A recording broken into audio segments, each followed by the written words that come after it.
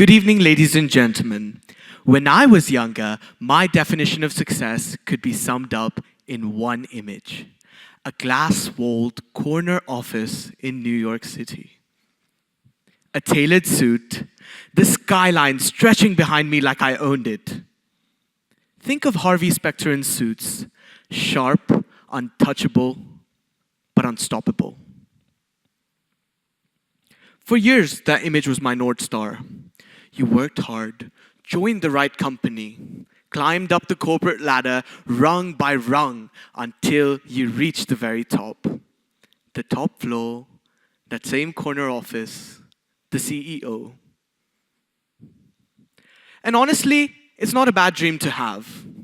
Corporate culture has built empires, economies, careers that have redefined the modern world. But as I prepare to enter the workforce, I find myself asking a very different question. Is that still the dream? Or has the world of work changed faster than those skyscrapers can keep up? So now, I want you to picture this. You're in your mid-30s, walking down to a street in Midtown Manhattan. Your suit feels like an armor. Here, your assistant hands you the agenda. She says, "Mr. Jain, Mr. Jain, client lunch at 1, quarterly review at 4, client meeting at 6. Oof, what a schedule. Every moment is timed. Every second is calculated. And there's a very good reason why the system works. It provides structure, stability, but also security. Today, corporate structure employs more than 1.5 billion individuals worldwide. That's nearly 41% of the entire working population of planet Earth. Think about that for a second. 41% of the entire world's working population. Sounds an astronomical number. But now, I want you to picture something completely different. Has anyone here in the audience been to Bali before? So you wake up in Bali, the sun rises over the ocean, and your work is a short commute to the cafe near the beach. Here, your office is a wooden table underneath the shade of the palm trees while the wind hits you in the face. Today, you'll be working with a designer in Berlin, a marketeer in Cape Town, and a developer in bustling Buenos Aires. By mid-morning, you're in the sea surfing. By noon, your inbox is alive with emails and responses from around the world. That's digital nomadism, a way of work that prioritizes flexibility but also freedom. In the United States in 2019, there were 7.3 million registered digital nomads. Ladies and gentlemen, by 2023, that number had exceeded an astronomical 17.3 million individuals, a whopping 137% increase just a span of 4 years. And of course, governments are noticing. Over 40 countries now provide digital nomad visas. They're fighting, competing for talent that earns globally but spends locally. Now, it's tempting to see these two worlds as opposites, one rooted in tradition, the other fueled by creativity and freedom. But here's the truth. They both bring something that's essential to the table.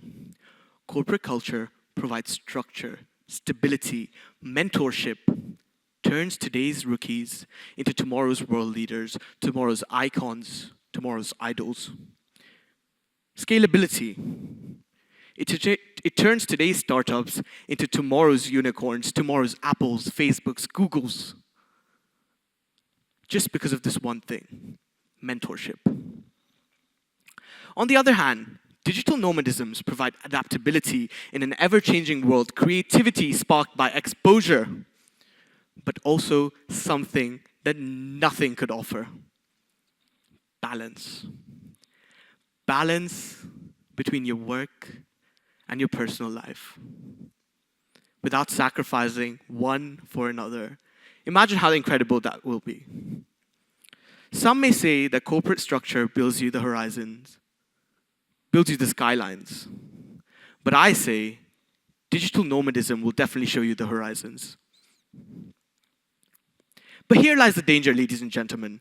Choose only one, and you lose something extremely critical, something essential, something vital. A world with only corporate culture risks rigidity, burnout. Over 76%, as Gallup reports, show that all corporate worker employees are burnt out. And 60% feel emotionally detached from their jobs.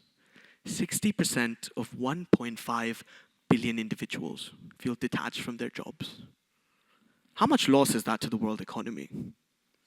On the other hand, digital nomadism shows that 54% of all digital nomads feel loneliness at least once, maybe twice, or thrice in their lives.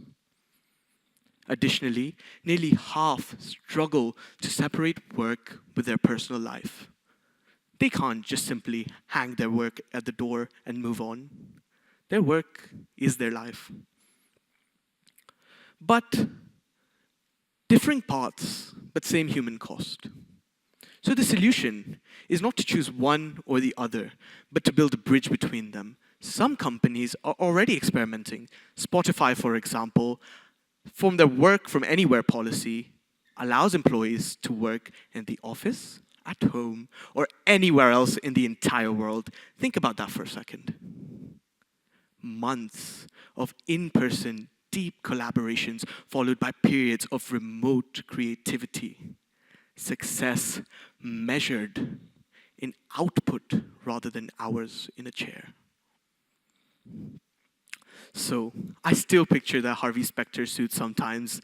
The power, the polish, the skyline, the glitz, the glamour, the attention.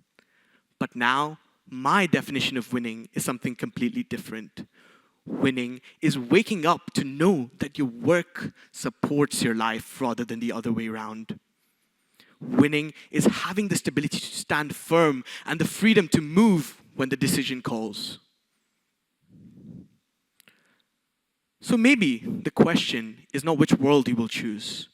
Maybe the real question is how you'll make the best of both worlds. Now, I want to leave you with something that my grandfather told me.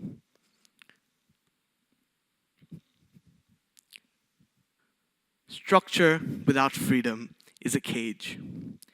Freedom without structure is a gamble. But when you fuse them together, you get power, you get possibility, you get winning. And that's my real definition of success. Thank you, ladies and gentlemen. It's been an honor and a privilege to be talking to you today. Thank you.